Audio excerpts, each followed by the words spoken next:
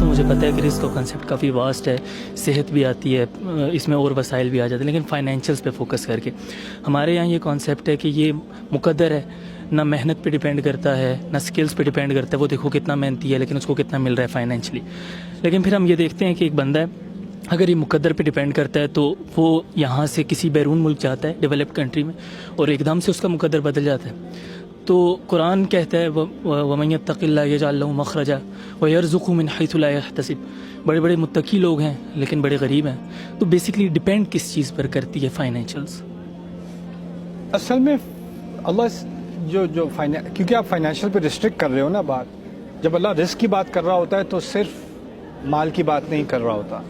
جیسے جو آپ نے آیت کا حوالہ دیا وَمَن يَتَّقِ اللَّهَ يَجْعَل لَهُ مَخْرَجًا وَيَرْزُقْهُ مِنْ حَيْثُ لَا يَحْتَسِبُ، وہاں بات طلاق کے بارے میں ہو رہی ہے اور زوج کا رزق، اصل بات زوج کے رزق کے بارے میں ہو رہی ہے کہ ایک رزق ختم ہو گیا، شادی ختم ہو گئی، لیکن اللہ اس کو کہیں اور سے راستہ نکال دے گا، کوئی اور راستہ اس کے لیے کھول دے گا، عورت کے لیے بھی مرد کے لیے بھی.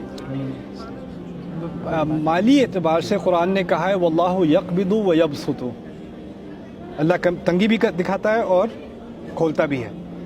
تو رزق، پہلی بات تو جب ہم رزق کا لفظ قرآن میں دیکھتے ہیں تو اس میں صرف مالی رزق کی بات نہیں ہو رہی ہوتی، صحت، ایمان، صحبت، سوسائٹی، آپ کا ماحول، یہ تمام آپ کے رزق کا حصہ ہیں.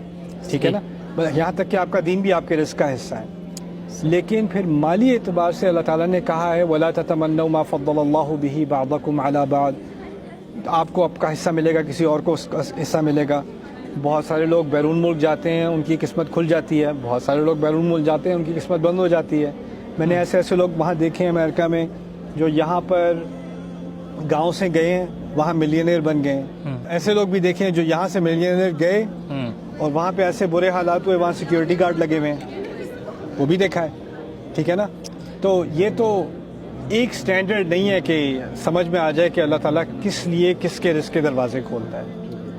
اور کیونکہ لیکن اس میں یہ کہنا کہ کوشش کا کوئی عمل دخل نہیں، یہ بھی غلط ہے. کیونکہ استاد اگر دیکھا جائے تو ہماری لائف کا سب سے بڑا پرابلم جو ہمارا مین انرجی کا ٹائم ہوتا ہے جوانی کا، وہ اسی رزق کے حصول کے لیے گزرتا ہے. ساری فوکس ایجوکیشن بچپن سے لے کر بڑے ہونے تک اسی فوکس میں ہے، لیکن اس کا کوئی کلیئر کانسیپٹ میرے نزدیک اس کا کانسیپٹ سمجھنے کے لیے دینی مسئلہ نہیں ہے. ہمیں ذرا ایک سٹیپ بیک کر کے نا ذرا پوری صورتحال کا جائزہ لینا چاہیے. ہم نے کیا کیا ہوا ہے کہ ہم نے سب کو بتا دیا کہ بھئی تعلیم حاصل کرو، اچھی جاب ملے گی، کیونکہ اس نے تعلیم حاصل کی تھی، اس کو اچھی جاب ملی، اور اس نے بھی تعلیم حاصل کی، اس کو بھی اچھی جاب ملی. ٹھیک ہے نا، دنیا بدل رہی ہے، ٹیکنالوجیز بدل رہی ہیں، اکانومیز بدل رہی ہیں، اور ہم ابھی اسی چکر میں پھنسے ہوئے ہیں کہ یہ ڈگری کرو اور یہ جاب ملے گی. ایگزیکٹلی. تو ہم پیچھے رہ جاتے ہیں کیونکہ ہم نے اپنے آپ کو ایک ذہنی قید میں ڈالا ہوا ہے اور ہم فلیکسیبل نہیں ہیں اور ورسٹائل نہیں ہیں.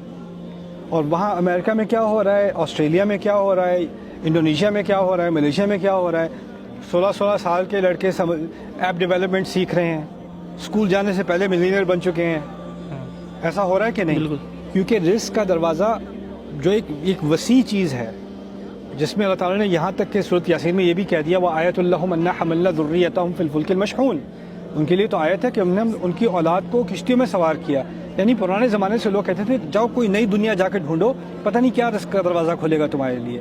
لیکن ہم نے کیا کیا ہے، اگر کامیاب ہونا ہے ڈاکٹر، انجینئر یا فلانے یا اس گریڈ کی جاب یا یہ بس یہ 4-5 راستے ہیں رزق کے، باقی سب ناکام لوگوں کے لیے.